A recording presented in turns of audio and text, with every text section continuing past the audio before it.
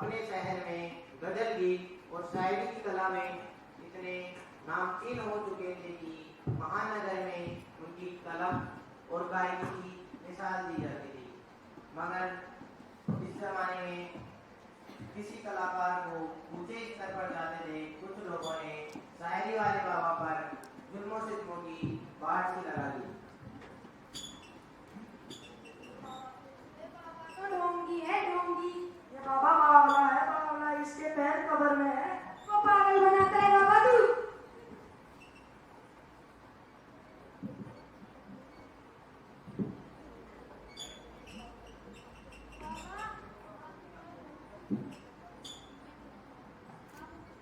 बाबा आपके पास बहुत कुछ है, हमारे लिए भी कुछ सोचिए बाबा।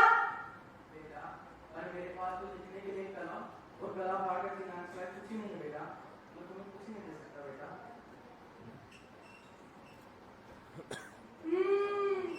लगता है बाबा हमारे षड्यंत्र को समझ गए हैं, हमें कुछ नया उपाय करना पड़ेगा।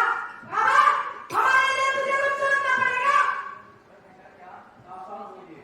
पापा पता कर सकते, चाहे जिसे उठा दे चाहे उसे घुटने पर टेक दे, जो में अरसे लग जाते हैं अरसे। पर बेटा मैंने आपका क्या भी बनाया बेटा, ना मैं कहीं आता हूँ और ना कहीं जाता हूँ, आप वैसे क्या चाहते हो बेटा? बाबा हमारा मकसद एक ही है, जो शहर में आगे बढ़ता है ना उससे हम खर्चा पानी निकलवा ही लेते हैं। बेटा मेरे पास तो एक फटे पुराने कपड़े और एक फटे जूते और एक कुछ लाल रंग का है बेटा, इन्हें ले जाओ तो ले जाओ, मेरा क्या है। लगता है बाबा बाबा है, अगर तुझे कुछ देना ही है तो हमारा उपकार करना, उपकार। थोड़े दिनों बाद घर में आने वाले पानी में खतरनाक केमिकल की मिलावट कर घरों में सप्लाई की जाती थी। पानी में खतरनाक केमिकल की मिलावट कर घरों में सप्लाई की जाती थी। इसके चलते बाबा की बूढ़ी माँ बीमार पड़ने लगती है और बूढ़ी माँ के शरीर में चकत्ते होने लगते हैं। इतनी बदबू आ रही है इस पानी में। इसके चलते पानी बहुत बीमार पड़ने पानी में लगते स्वाद ही हैं नहीं और बूढ़ी माँ को चिकित्सक देखने आता है।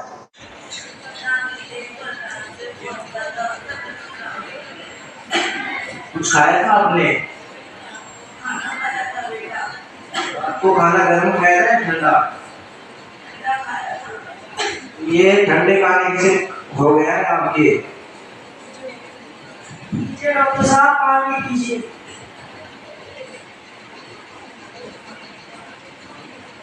ये कैसा पानी है, इसमें कुछ मिला के लाए हो? नहीं डॉक्टर साहब, ये तो बिल्कुल स्वच्छ पानी है, सभी यही पानी पीते हैं। नहीं नहीं, इस पानी में कुछ मिलावट है। नहीं, चेक करके बताइए। अभी चेक करवाता हूँ मैं।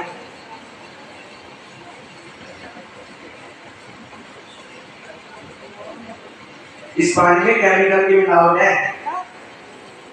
अम्मा जी और सभी गाँव वाले यही पानी पीते हैं। कोई इस पानी को न पिया करे, इसमें केमिकल की मिलावट है। अम्मा जी को गर्म पानी पिलाया करे। जी आज से गर्म पानी पिलाएंगे। अम्मा जी गर्म पानी पिया करो। ठीक है बेटा। मैं दवाइयाँ बता देता हूँ, वो लेते रहना समय से।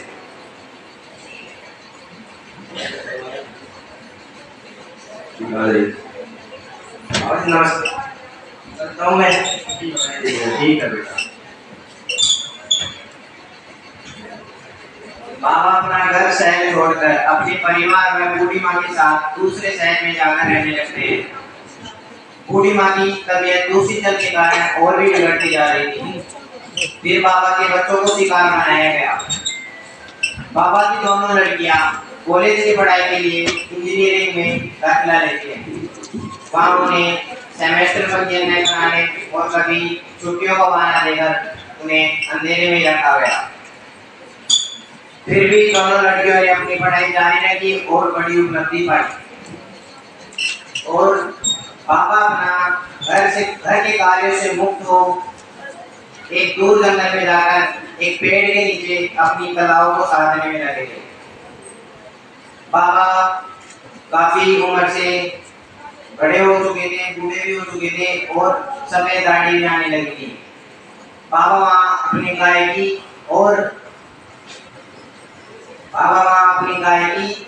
और खुली प्रकृति के बीच मस्त रहते थे।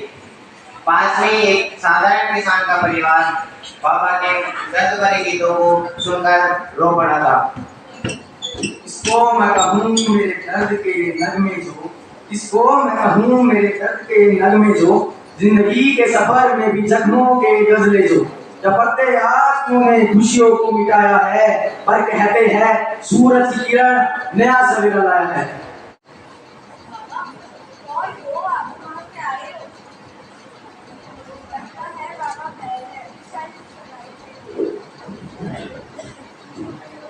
शायद इस दुनिया के जुल्मों सितम से बाबा गूंगा बहरा हो चुका है। लगता है दुनिया के जुल्मों सितम में टूट टूट गए हैं बाबा। नहीं बेटी, कलिवा ने मुझे गुमनाम बाबा बना दिया है। मैं एक मुसाफिर हूँ, मेरा क्या है, मैं तो खुशबू की तरह इधर उधर भटकता रहता हूँ।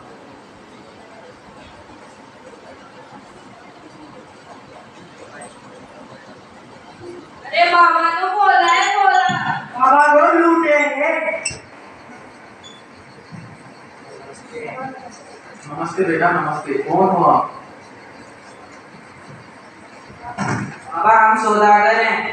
आप वहाँ से क्या चाहते हो बेटा? बाबा हम तेरे लेख और तेरे गीत का सौदा करने आए हैं। अगर तू तेरे लेख और तेरे गीत का सौदा कर देगा तुझे बहुत पैसा मिलेगा बाबा। बेटा, अब मैं तुम्हारे किसी काम का नहीं हूँ बेटा। मेरा तो कंठ भी सूख चुका है और मेरी मत लिखने की शक्ति भी नहीं बची है बेटा। अब मैं तुम्हारे किसी काम का नहीं हूँ। बाबा हम तुझे तेरे मुंह बोले पैसे देंगे। बेटा तुम क्या जानो, एक कलाकार की कला ही उसकी आत्मा होती है बेटा। और तुम्हारे अंदर तो इंसान काम की बिल्कुल भी चीज नहीं है बेटा। तुम अपनी जिंदगी में चले जाओ और जीरो अपनी जिंदगी। बाबा आपने आपका एक दर्द दबाए क्यों रखा और आपके तुम्हारे लोग है कौन? बेटी ये तो युवा के दुश्मन है बेटी, और ये सौदागर है बेटी।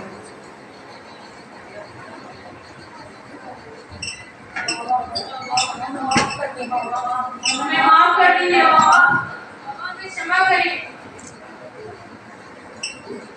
क्षमा व दया ही इस दुनिया का सबसे बड़ा धर्म है, इसलिए हमें भी दुनिया के लिए कल्याण हेतु कार्य करना चाहिए।